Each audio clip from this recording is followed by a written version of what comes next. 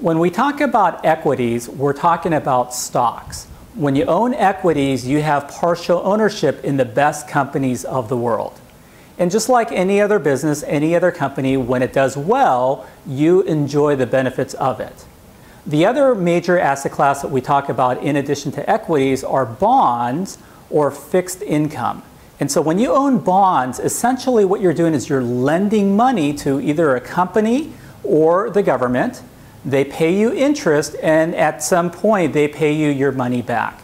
And so the easiest way to differentiate between equities and bonds is with equities you are an owner, with bonds you are a loaner.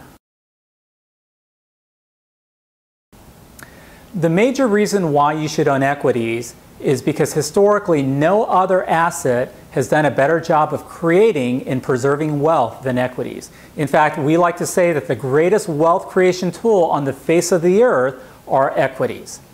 When we go back to 1926 and look at the rates of return of equities versus bonds, we see that there is a much higher rate of return on equities. When we take it one step further and adjust these figures to account for inflation, the fact becomes even clearer that equities produce a higher rate of return than bonds. When we take it one final step and account for not only inflation but taxes, now it becomes very clear that the only asset that provides any type of meaningful return on your money over time are equities. And so people always ask the question, aren't equities risky? And the answer is yes. And so in our next video, we're going to talk about what the real risk is and what the real risk isn't.